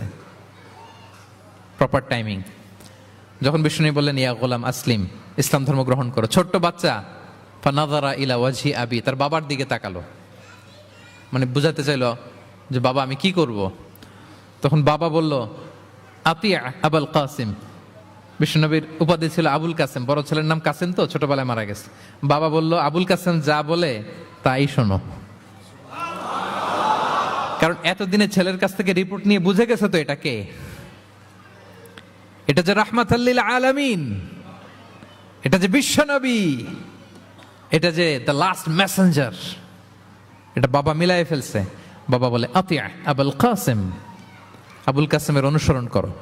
বিষ্ণু বললেন, পড়ো আশহাদু আল্লা ইলাহা ইল্লাল্লাহ ওয়া আশহাদু আন্না মুহাম্মাদান আবদুহু ওয়া রাসূলুহু। ছোট্ট বাচ্চাটা পড়তে আরম্ভ করলো, আশহাদু আল্লা ইলাহা ইল্লাল্লাহ ওয়া আশহাদু আন্না মুহাম্মাদান আবদুহু ওয়া রাসূলুহু। মৃত্যুর আগে সে শাহাদা পড়ে ফেললো। বিষ্ণু বললেন, আলহামদুলিল্লাহ, আলহামদুলিল্লাহিল্লাযী আনকাযাহু মিনান নার। প্রশংসা সে আল্লাহর, যে একটু আগে জাহান্নামী হওয়ার কথা ছিল যার, তাকে মুহূর্তের মধ্যে জান্নাতি বানায় দিলেন। ভিজিটিং সিক্স, অসুস্থকে দেখতে যাওয়া। শুধু মুসলমান হলে দেখতে যাবেন নাকি? যে কোনো ধর্মের, যে কোনো ধর্মের দেখতে যাবেন, হৃদ্যতা বাড়বে। একদিন বিষ্ণু সাহাবাদেরকে বললেন, আজকে রোজা রেখেছো কে? নফল রোজা? আবু বকর রাদিয়াল্লাহু তাআলা আনহু হাত তুলে বললেন, আমি। বিষ্ণু আবার জিজ্ঞেস করলেন, আজকে কোন মিসকিনকে খাবার খাইয়েছো কে? আবু বকর রাদিয়াল্লাহু বললেন, আমি। বিষ্ণু আবার বললেন, আজকে কোনো জানাজায় শরীক হয়েছে এমন কেউ আছে? আবু বকর বললেন, আমি। বিষ্ণু বললেন, আজকে কোনো অসুস্থকে ভিজিট করে আসছো, এরকম কি কেউ আছে? আবু বকর বললেন, আমি। বিষ্ণু বললেন, মাজতামা'না ফি ইমরিইন ইল্লা দাখালাল জান্নাহ। এতগুলো গুণ যদি একটা ব্যক্তির মধ্যে থাকে, ওই ব্যক্তি তো জান্নাতি না হয়ে পারে না। ভিজিটিং সিক, অসুস্থকে দেখতে যাওয়া, যদি এটা করেন তাহলে আপনাদের পারস্পরিক হৃদ্যতা, ভালোবাসা বাড়বে। এবং এটা জাতি, ধর্ম, বর্ণ নির্বিশেষে যে কোনো লোক অসুস্থ হলে আমরা ভিজিট করতে পারি, যাবেন কিছু গিফট নিয়ে যাবেন, কমলা নিয়ে যাবেন। সাউথ আফ্রিকাতে তো দেখি আমি একেবারে ফ্রেশ ফ্রুটস, সুবহানাল্লাহ, আমি যেখানেই গেছি কোনো ফরমালিন নাই, তাজা টাটকা ফ্রেশ, এত সুন্দর স্মেল, এত সুন্দর টেস্ট এটার, আলহামদুলিল্লাহ। বস্তা ভরে ফল নিয়ে দেখতে যাবেন, পারা যাবে তো? 7 নম্বরে কি ছিল ভুলে গেছি, ভিজিটিং 6, অসুস্থ কে দেখতে যাওয়া। পারবেন? পারবেন? কয়টা হইল? আর বাকি রইল কয়টা? কষ্ট হচ্ছে? মনোযোগ আছে না গেছে? তাকবীর পড়ুন, আল্লাহু আকবার।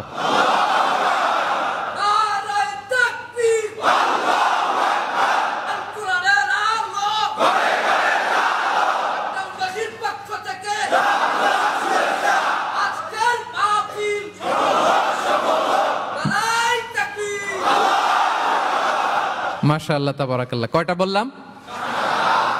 8 নাম্বার হচ্ছে এক্সচেঞ্জিং গিফট, উপহার দেয়া, গিফট দেওয়া। কি দেওয়া? নট নেসেসারি যে দামি কিছু দিতে হবে, নট নেসেসারি দামে দিতে হবে। ছোট্ট জিনিস দেন, একটা কলম দেন, কি দিবেন? কলম দেন, একটা ছোট বই দেন, একটা মেসওয়াক দেন, একটা টুপি দেন, আপনার সাধ্যে যা কুলায় দেন, গিফট করেন। আমি ইফতারি করতে বসলেও আমার ডানে বায়ে যারা থাকে এখান থেকে আমি দেই, কারণ একজন রোজাদারকে এক ঢুক পানি খাইয়ে ইফতারি করলেও সে সারাদিন রোজা রেখে যেই সওয়াব, তার সওয়াব না কমিয়ে ওই পরিমাণ সওয়াব আল্লাহ যিনি খাওয়ালো তার আমলনামায় দিয়ে দেয়। তো একটু বিতরণ করেন, একটু খাইয়ে দেন, সামান্য কিছু হলো গিফট দেন। উপহার দিলে ভালোবাসা বাড়ে, সুবহানাল্লাহ। বিষ্ণু ইসলাম নিজেই বলেছেন, তাহা দাও তাহাব্বু, তোমরা একে অপরকে উপহার দাও, তোমাদের মধ্যে ভালোবাসা বাড়িয়ে দিবে কে? পারস্পরিক উপহার বিনিময় করবেন। ছেলেকে উপহার দিন, মেয়েকে উপহার দিন, স্ত্রীকে দিন, বন্ধুকে দিন, কলিগকে দিন, পারলে শত্রুকেও দিন। কি বলেন? শত্রুকে যদি উপহার দেন শত্রুতা থাকবে? ধরেন কারোর সাথে আপনার কম্পিটিশন, ধরেন একটা নির্বাচন, সে জিতে গেল, আপনি হেরে গেলেন, আপনি ফুল পাঠান, ফ্রুটস পাঠান, দেখবেন শত্রুতা কমে গেছে। এটাই বলেছেন বিষ্ণু ইসলাম সরাসরি, যে তাহা ওয়া তাহা দাও তাহাব্বু তাযহাবি শাহনা, তোমরা পারস্পরিক গিফট দাও, তাহলে শত্রুতা, দ্য এনিমিটি উইল ডিসঅ্যাপিয়ার, শত্রুতা দূর হয়ে যাবে, বিরোধ মিটে যাবে, ভালোবাসা বেড়ে যাবে। তাহলে পারস্পরিক সুসম্পর্কের জন্য, সম্পর্ক উন্নয়নের জন্য, হৃদ্যতা ভালোবাসা বাড়ানোর জন্য আমরা একে অপরকে উপহার দিব, যা পারি উপহার দেওয়ার এই কালচারটা ভালো, এটা সুন্নাহ। পারবেন তো? তাহলে 8 নম্বরে কি ছিল? Gift, exchanging gift. আচ্ছা, 9 নাম্বার হচ্ছে হসপিটালিটি, আপ্যায়ন করানো, মানে মানুষকে খাওয়ানো। মানুষকে কি? মানুষকে কি? শুধু নিজেই খাবেন না, খাওয়াবেনও, দুটোই ভালো। খাইবেনও, খাওয়াবেনও, খাবেনও, খাওয়াবেনও।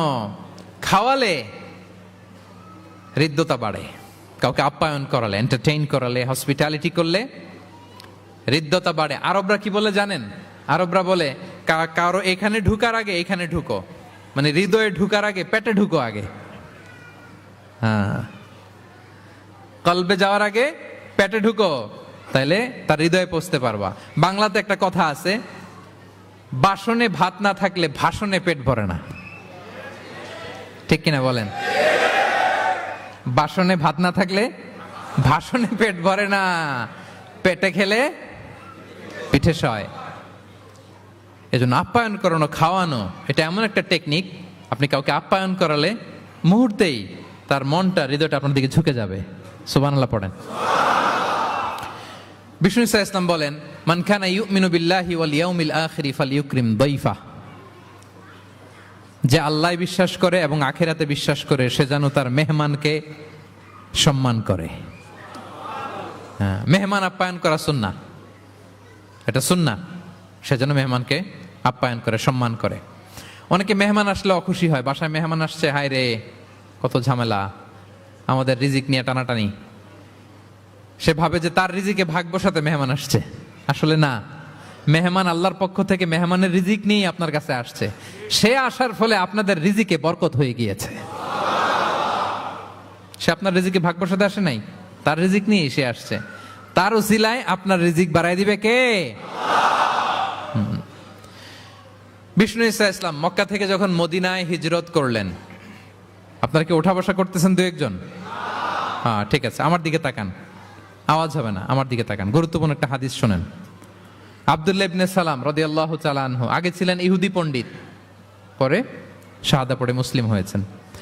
তিনি বর্ণনা করেন বিষ্ণু ঈসা ইসলাম মক্কা থেকে যখন মদিনায় আসলেন, এসেই 4 দফা কর্মসূচি ঘোষণা করলেন। আওয়াজ করে বলতে হবে, কয় দফা? 4 দফা কর্মসূচি ঘোষণা করলেন। আসলেন আবু বকর রাদিয়াল্লাহু তাআলা আনহুকে নিয়ে। প্রতিদিন মদিনার লোকেরা সানিয়াতুল ওয়াদা নামক একটা জায়গা আছে, ওই জায়গার মধ্যে দাঁড়িয়ে থাকতো, কখন আসবে আখিরি জামানার পায়গাম্বার বিশ্বনবী মুহাম্মদুর রাসূলুল্লাহ সাল্লাল্লাহু আলাইহি ওয়াসাল্লাম। একদিন ওই যে দূর ধুধুমরু প্রান্তরে ধুলাবালি উঠতে দেখা যায়। দেখে তো মদিনার লোকেরা আনন্দে আটখান, আত্মহারা, সবাই ওয়েলকাম জানাতে লাগলো। মানুষের মধ্যে গুঞ্জরণ আওয়াজ ছড়িয়ে পড়তে লাগলো, নবী এসেছে, নবী এসেছে, নবী এসেছে। আব্দুল্লাহ ইবনে সালাম তখনও ইহুদি, তিনি এই কথা শুনে সবার সাথে তিনিও ছুটে গেলেন দেখার জন্য। দেখি তো নবী আসছে, কি নবী, কি বলে দেখি তো। তিনি বললেন, আমি ভিড় ঠেলে গেলাম, দেখলাম 2টা ওটে করে 2 জন, একটাতে আবু বকর, একটাতে বিশ্বনবী। বিশ্বনবীকে একটা নজর দেখার জন্য মদিনার লোকেরা পাগল হয়ে তার চারদিকে ক্রাউড করছিল, ভিড় করছিল, বিশ্বনবীর কাছে ঘেঁষার জন্য, কাছে ঘেঁষার জন্য, মোবারক চেহারাটা একটা নজর দেখার জন্য। আব্দুল্লাহ ইবনে সালাম বলেন, আমিও মানুষ ঠেলে, ধুলাবালি উঠতেছে শুধু, দেখতে পাই না, মানুষ ঠেলে একবার তার দিকে তাকালাম। যখন আমি তার দিকে নজর করলাম, ফালাম্মা নাযারতু ফাআরাফতু আন্না ওয়াজহাহু লাইসা বিওয়াজহিন কাযযাব, আমি তার চেহারা দেখে বুঝতে পারলাম এ চেহারা কোনো মিথ্যাবাদীর চেহারা হতে পারে না। আল্লাহ ভাবে বিভোল রাঙা পায়ের তলে, পর্বত জঙ্গম টল মল টলে, তার ভাবে বিভোল রাঙা পায়ের তলে, পর্বত জঙ্গম টল মল টলে, খুরমা খেজুর বাদাম জাফরানি ফুল, ঝরে ঝরে যায় সে যে আমার কামলিওয়ালা, কামলিওয়ালা সে যে আমার। হেরা হতে হেলে দুলে নুরানি তনু ওকে আসে হায়, সারা দুনিয়ার হেরে মেরে পর্দা খুলে খুলে যাই সে যে আমার কামলিওয়ালা, কামলিওয়ালা সে যে আমার কামলিওয়ালা, কামলিওয়ালা। আল্লাহু আকবার পড়েন। ফালাম্মা নাযারতু ইলা ওয়াজহিহি আরাফতু আন্না ওয়াজহাহু লাইসা বিওয়াজহিন কাযযাব। আব্দুল্লাহ ইবনে সালাম বলেন, মানুষের ভিড় ঠেলে আমি যখন বিশ্বনবীর চেহারাটা দেখলাম, আমার মন বলে দিল এ চেহারা কোনো মিথ্যাবাদীর চেহারা হতে পারে। বিশ্বনবী মানুষের ভিড় দেখে ছোট্ট একটা ভাষণ দিলেন। তিনি বললেন, আইয়ুহান নাস, ওহে মানব সকল। 4 দফা কর্মসূচির ঘোষণা। তিনি বললেন, আইয়ুহান নাস আফশুস সালাম, বেশি বেশি সালাম দাও, ওয়া আতঈমুত তাআম, বেশি বেশি মানুষকে খাবার খাওয়াও, ওয়াসিলুল আরহাম, আত্মীয়তার বন্ধনকে অটুট রাখো, ওয়াসাল্লু বিল লাইলি ওয়ান নাসু নিয়াম, মানুষ যখন ঘুমিয়ে থাকে রাত জেগে সালাত পড়ো, তাদখুলুল জান্নাতা বিসালাম, তাহলে সহজে শান্তিতে আল্লাহর জান্নাতে ঢুকে যাবে। তাহলে মদিনায় যেই বিশ্বনবী যে 4 দফা কর্মসূচির ঘোষণা দিলেন, এর মধ্যে খাওয়ানোর কথা আছে না নাই?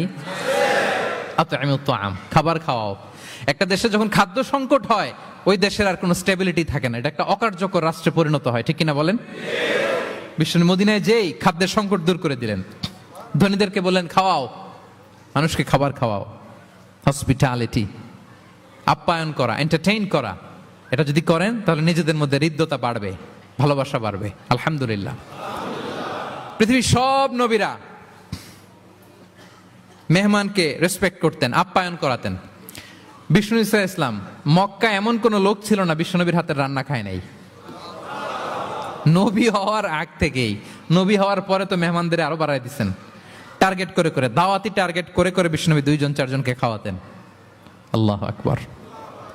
ইব্রাহিম আলাইহিস সালাম মেহমান ছাড়া কখনো খাবারই খেতেন না। ওনার দ্বিতীয় ছেলে যখন দুনিয়ায় আসবে ইসহাক আলাইহিস সালাম, তার সুসংবাদ নিয়ে যখন ফেরেশতারা আসছিল, উনি একটা আস্ত গরুর বাছুর ভুনা করে ফেরেশতাদের সামনে হাজির করেছিলেন। আনজা আবি ইজলিন হানিফ, কোরআনে এসেছে কাবাব করা ভুনা গরুর বাচ্চা। আল্লাহু আকবার। কারণ তিনি তখন বুঝতে পারেন না যেটা ফেরেশতা, মানুষের সূরাতে এসেছিল তো, দিলেন, প্রেজেন্ট করলেন একটা আস্ত গরুর বাছুর কাবাব করা। আল্লাহু আকবার। তাহলে সম্পর্ক বিল্ড আপ করার 9 নম্বর পদ্ধতি কি ছিল? হ্যাঁ, মেহমানদারি, আপ্যায়ন, হসপিটালিটি। মনে থাকবে? ইনশাল্লাহ নাই এবার, ডবল ইনশাআল্লাহ। মাশাআল্লাহ। আমার ক্যাপটাউনের ভাইরা তো আলহামদুলিল্লাহ, আল্লাহ তাআলা অনেক সমৃদ্ধি দিয়েছে, আরো দেখ। কৃপণতা করবেন না, কৃপণদের আল্লাহ পছন্দ করে না, কৃপণদের আল্লাহ পছন্দ করে না। হাত উজাড় করে দিবেন, উপর থেকে উজাড় করে আপনাকে দিবে কে? হসপিটালিটি, মেহমানদারি করা, হৃদ্যতা বাড়ায়। কয়টা গেল? বাকি রইল কয়টা? 10 নম্বর। 10 নম্বর হচ্ছে রিকনসিলিয়েশন, সেটেলমেন্ট, মিলিয়ে দেয়া, যেটা দিয়ে আয়াত শুরু করেছি।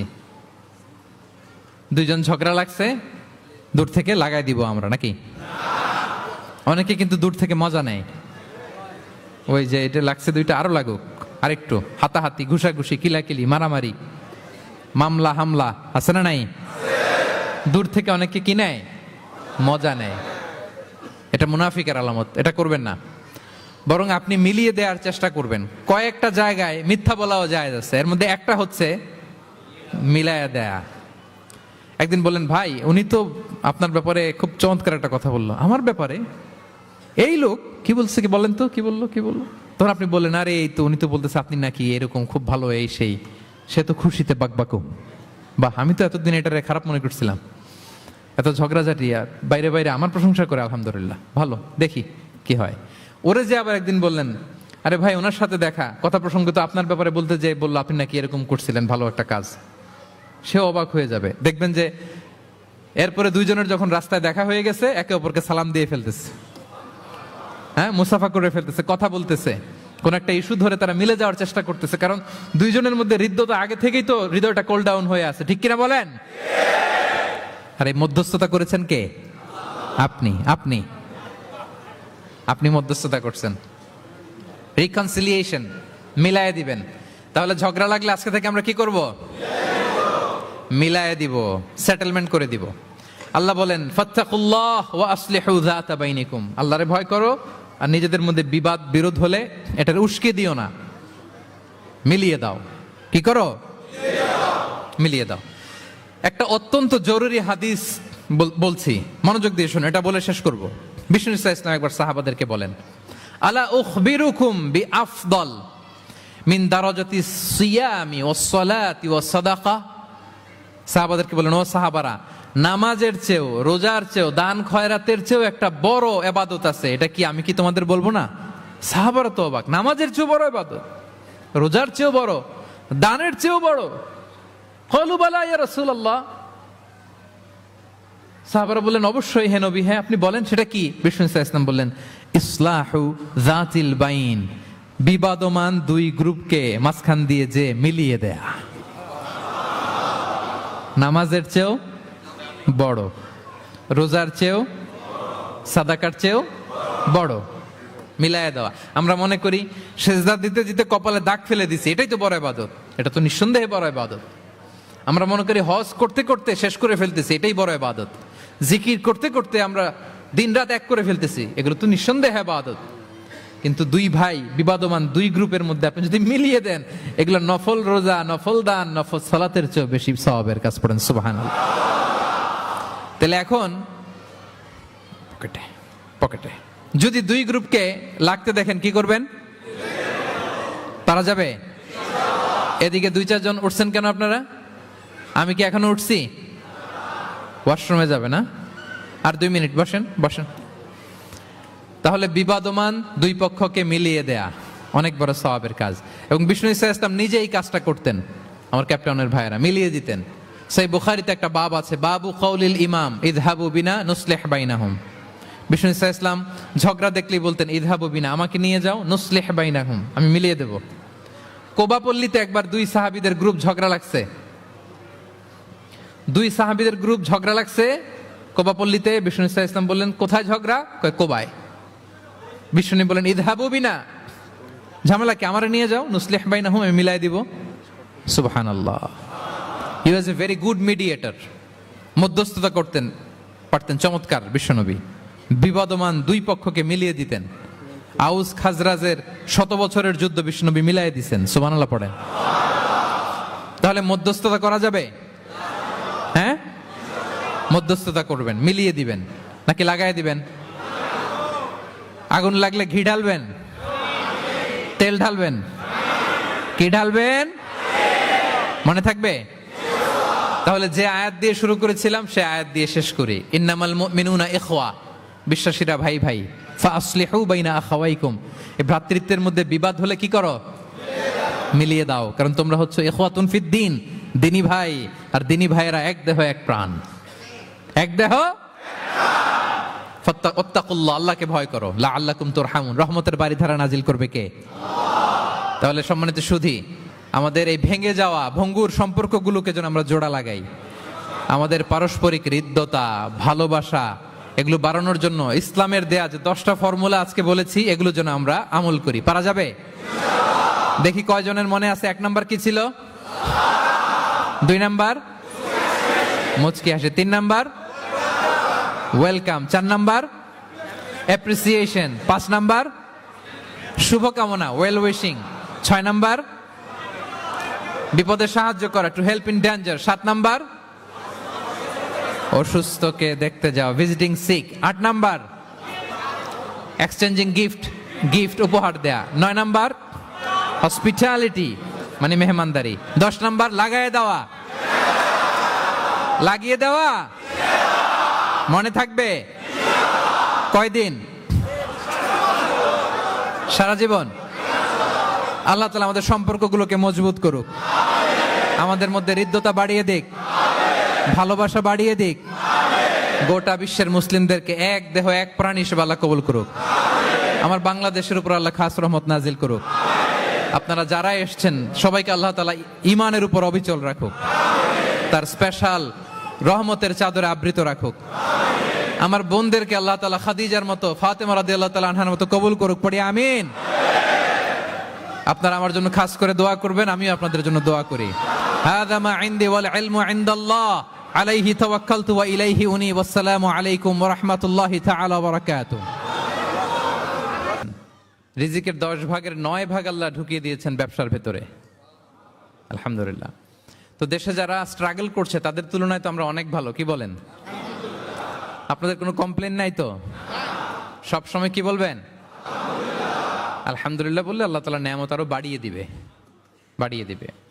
আমি প্রাণ ভরে আপনাদের জন্য দোয়া করি, আল্লাহ তাআলা আপনাদের রিজিকে বারাকা দান করুক, আল্লাহ তাআলা আপনাদের স্বাস্থ্যে বারাকা দান করুক, আপনাদের কর্ম প্রচেষ্টা, আপনাদের অ্যাক্টিভিটি, আপনাদের এঙ্গেজমেন্ট আল্লাহ তাআলা বারাকা দান করুক। আমাদের প্রিয় মাতৃভূমি বাংলাদেশ খুব সেন্সিটিভ অ্যান্ড ক্রুশাল একটা টাইম পার করছে।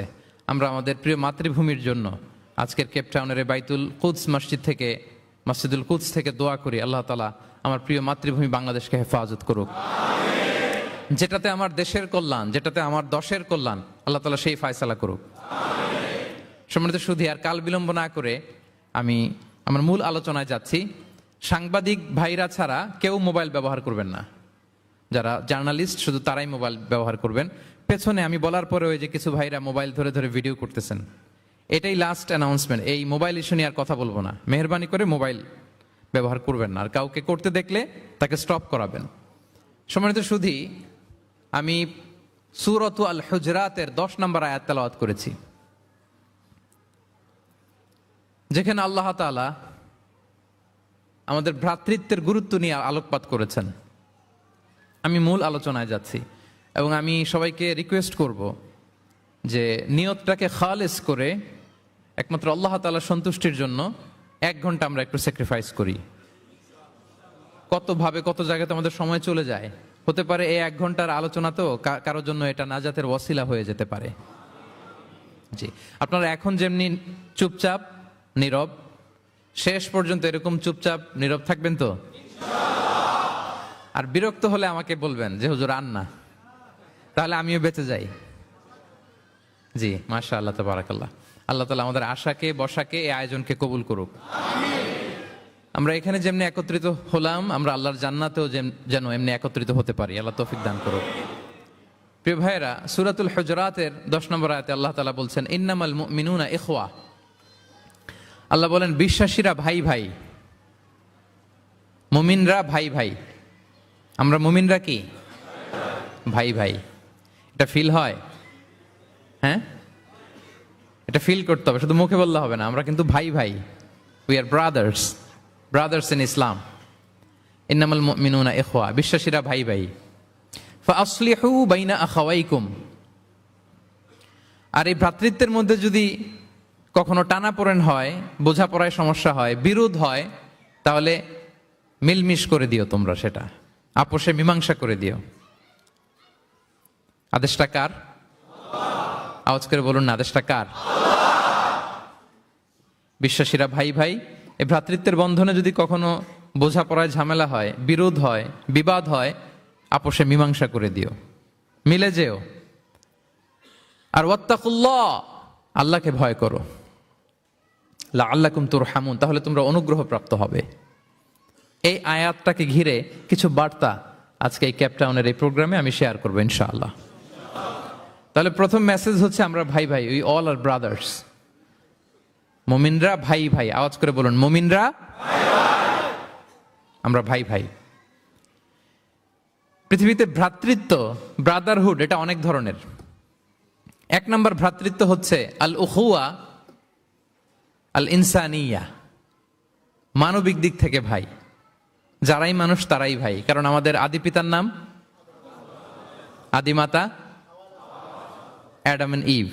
We came from the very same source, same origin. একটা জায়গা থেকে আসছে। সবার বাপ যদি একজন হয়, সবার মা যদি একজন হয়, তো আমরা সবাই কি? সুবহানাল্লাহ পড়বেন না? তাহলে ভ্রাতৃত্বের একটা রূপ হচ্ছে আল উখুয়া আল ইনসানিয়া, মানবিক দিক থেকে ভাই। সেই হিসেবে হিন্দু আমার ভাই, খ্রিস্টানও আমার ভাই, বৌদ্ধ আমার ভাই, নাস্তিক আস্তিক সবাই আমার ভাই। এটা হলো ভ্রাতৃত্বের একটা ধরন। ভ্রাতৃত্বের আরেকটা ধরন হচ্ছে আল উখুয়া আন নাসাবিয়া, বংশীয় ভাই, বংশের সম্পর্ক বা রক্তের সম্পর্ক। যেমন আমার চাচাতো ভাই, খালাতো ভাই, আরো ক্লোজে গেলে আমার আপন ভাই, মায়ের পেটের ভাই, এক রক্তের ভাই, ঠিক কিনা বলেন? এটা গেল 2 নাম্বার, এটা রক্তের সম্পর্ক। তাহলে একটা হচ্ছে মানবিক দিক থেকে সম্পর্ক ভাইয়ের, সবাই ভাই ভাই। আরেকটা হচ্ছে বংশীয় বা রক্তের সম্পর্ক, আমার সিবলিং, শাকিক, আমার আপন ভাই। 2টা গেল। 3 নাম্বার হচ্ছে আল উখুয়া আদ-দীনিয়া, দ্বীনি ভাই। আর আমরা এটা নিয়েই কথা বলছি, আল উখুয়া আদ-দীনিয়া। ইন্নামাল মুমিনুনা ইখওয়াতুন, মুফাসসিরিন ইকরাম বলেছেন ইয়ানি ইখওয়াতুন ফিদ-দীন। মুমিনরা ভাই ভাই হচ্ছে 3 নাম্বার সেন্সে, আমরা দ্বীনি ভাই। আমি আপনাদের কাউকে দেখি নাই, আমাকে হয়তো সোশ্যাল মিডিয়ায় দেখেছেন, কিন্তু সরাসরি হয়তো দেখেন নাই। কিন্তু এই যে আমাদের ভ্রাতৃত্ব, এটা দ্বীনি ভ্রাতৃত্ব, দ্বীনি ভাই। আমরা কি ভাই? এবং ইন্টারেস্টিংলি এই দ্বীনি ভাই বা দ্বীনি ভ্রাতৃত্ব আগের 2টার চেয়ে মজবুত। কখনো কখনো এটা রক্তের সম্পর্ককেও ছাড়িয়ে যায়। সুবহানাল্লাহ পড়েন। বদরের যুদ্ধে এই পাশে কুরাইশরা মানে মুশরিকরা, এই পাশে মুমিনরা। এমনও হয়েছে রাসূল সাল্লাল্লাহু আলাইহি ওয়াসাল্লামের পক্ষে মুমিনদের ওখানে এক ভাই, আর আবু জাহেলের সাথে আরেক ভাই, দ্বন্দ্ব, সংঘাত। এই ভাই ওই ভাইকে হত্যা করেছে দ্বীনের কারণে। তার মানে দ্বীনি ভ্রাতৃত্ব এটা এত মজবুত, এটা মাঝে মাঝে রক্তের সম্পর্ককেও ছাড়িয়ে ছাপিয়ে উপরে উঠে যায়। আল্লাহু আকবার।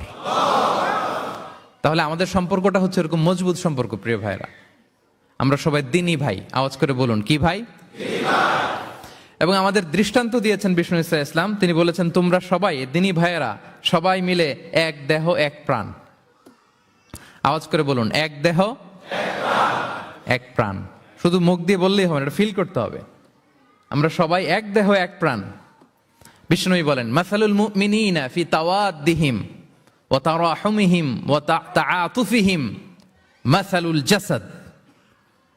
মুমিনদের ভালোবাসা সম্পর্ক, এটার দৃষ্টান্ত হচ্ছে, পারস্পরিক ভালোবাসা সম্পর্ক হচ্ছে কামাসালিল জাসাদ, এটা একটা দেহের মতো। আমরা সবাই মিলে এক দেহ। দেহের কোনো অঙ্গ যদি ইনজুর্ড হয়, সারা দেহ যেমনি কষ্ট পায়, বিশ্বের কোথাও আমার কোনো দিনী ভাই যদি কষ্ট পায়, আমাদের প্রত্যেকের হৃদয়ের রক্তক্ষরণ ঘটে। চিল্লায় বলেন ঠিক কিনা? আপনার পা কেটে গেছে, এখন আমরা কি এরকম ভাবি যে পা গেছে তো কি হয়েছে, পাই না, কষ্ট পাবে, সারা দেহ তো ওকে? ব্যাপারটা কেমন? দেখবেন পা কেটে গেলে রাতে ঘুম আসে না, ওইটার ব্যথায় জ্বর চলে আসে, এরকম আছে না নাই? এই জন্য বিষ্ণু ইসলাম বলেছেন, মাসালুল জাসাদ, একটা দেহ, দেহের এক অঙ্গ ইনজুর্ড হলে যেমনি সারা দেহ কষ্ট পায়, পুরো দেহটা রাত জেগে থাকে, জ্বর এসে যায়, তেমনি গোটা বিশ্বের কোনো প্রান্তে, কোনো জনপদে, কোনো এলাকায় কোনো মুসলিম ভাইয়ের যদি কষ্ট হয়, সেটা আমাদের হৃদয়ে যেয়ে লাগে। ঠিক কিনা বলেন? ফিলিস্তিনের ভাইয়েরা যদি কাঁদে, আমাদের ভালো লাগে? কাশ্মীরের ভাইরা যখন গৃহহীন হয়, আমরা এটা সহ্য করতে পারি?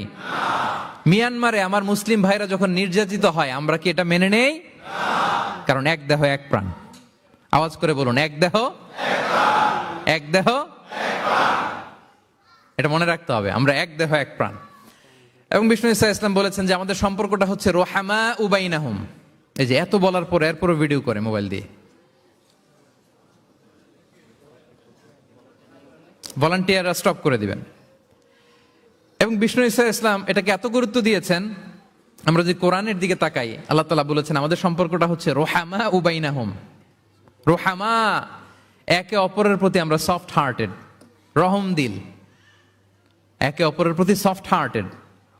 কোরআনের অন্য জায়গায় এসেছে বুনিয়ানুম মারসুস, সীসা ঢালা প্রাচীরের মতো আমাদের সম্পর্ক। সুবহানাল্লাহ পড়বেন না? কখনো কখনো হাদিসে এসেছে এক ভাই হচ্ছে আরেক ভাইয়ের মিরআতুল মুমিন। এক মুমিনের জন্য আরেক মুমিন হচ্ছে আয়না। আয়নার সামনে দাঁড়ালে দেখা যায় যে আমার এখানে একটা দাগ, তারপর আয়নার সামনে দাঁড়ালে আমাকে ঠিক করে নেওয়া যায়, গুছিয়ে নেওয়া যায়। তার মানে আমার সমস্যা, আমার ভুল, আমার খুঁত, আমার স্পট, এটা আয়না বলে দেয়। মুমিনরাও এরকম, এক ভাই আরেক ভাইকে সংশোধন করে দেয়। সুবহানাল্লাহ পড়েন। এবং কোরআন কখনো কখনো আমাদেরকে বলেছে যে ওয়ায়ুসিরুনা আলা আনফুসিহিম ওয়ালাউ কানা বিহিম খাসাসা।